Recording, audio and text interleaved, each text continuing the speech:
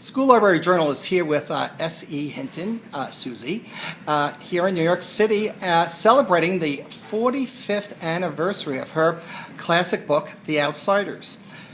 45 years, and looking back, what are your memories of your early days as a writer?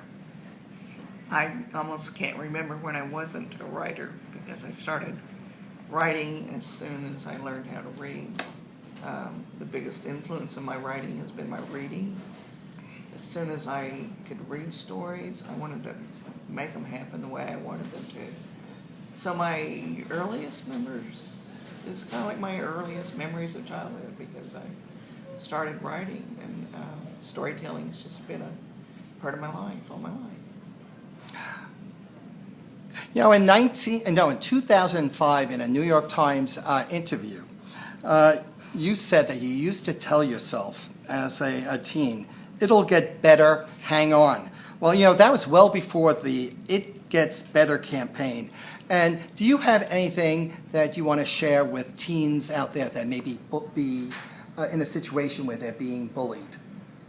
Well, I wasn't speaking necessarily about being bullied when I was talking about myself.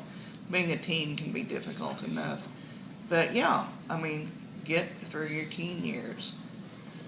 It will get better, or if it doesn't get better, you'll be better able to cope with it.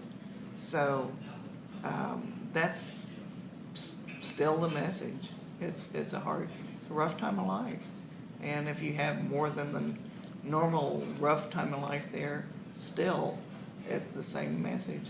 You'll get better, or you'll be able to handle it better.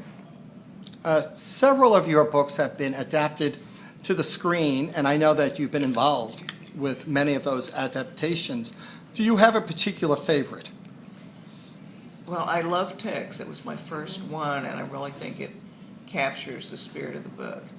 I love The Outsiders because Francis was really making it for the readers and did his best to make it like the readers would want it.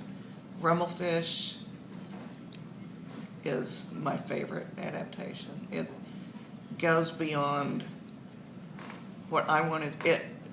I was saying a lot in that it's the easiest of my books to read. It's the hardest one to understand, and Francis understood it, and he made it for himself, and I think every artist's best work is done for themselves. And to me, Rumblefish is my favorite of my movies. Social media is relatively new to YA authors, and I understand you're on Twitter. And tell us your Twitter handle, and do you connect with some of your fans on Twitter? My Twitter is SE for real, the number 4, Hinton. And I like interacting with my fans on it because it's so short and it's interactive, but also I'm just on there like every other idiot that's on Twitter just to say nonsense, which I really just enjoy being myself. I'm not on there to make pronouncements, give advice, anything else. I'm just saying, damn, I need a new pair of socks, something like that. But it's fun. I find it very relaxing. You've been both a teen and a parent.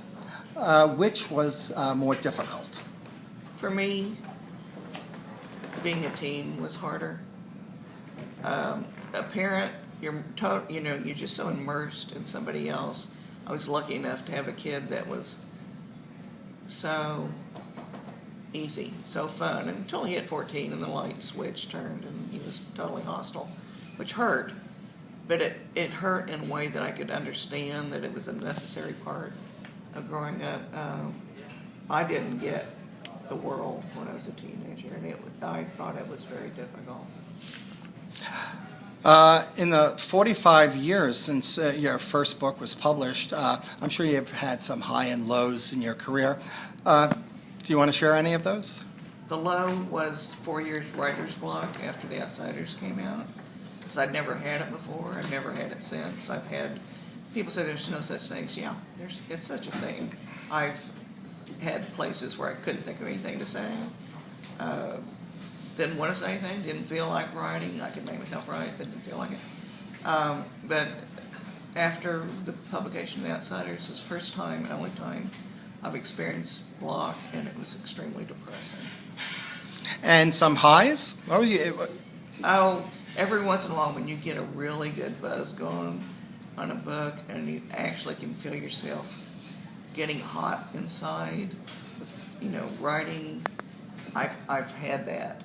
I've had that. I mean, I've had the high from the writing high, so it's probably what keeps you going, thinking you might get it again sometime. Have you gone back to Will Rogers High School for any high school reunions, and how were they? Went back for the 20th, and it was really nice. Just recently went back for the, oh my God, it couldn't be the 50th, 45th, and it was depressing.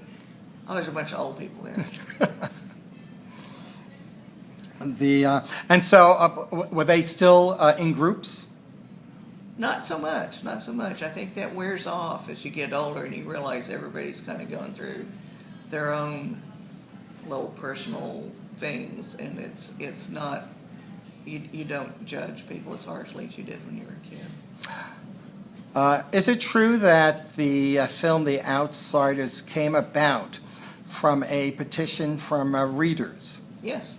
Yes, a school in Lone Star, California sent Francis Coppola a letter with a petition. We think you're a great director, and we want this book to be a movie, and that's how he got interested in it.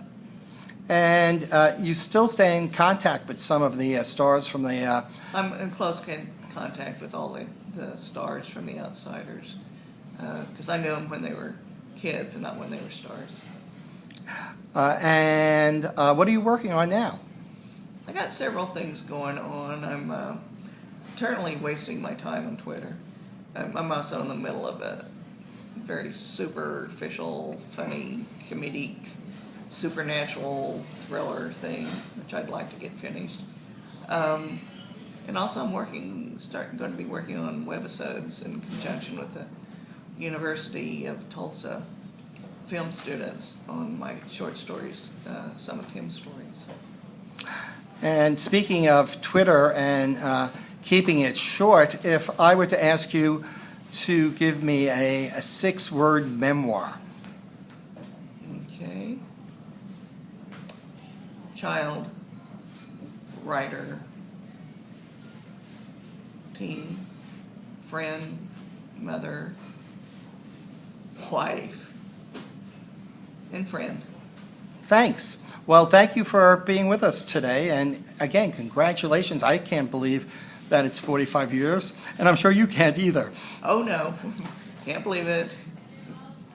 Thanks.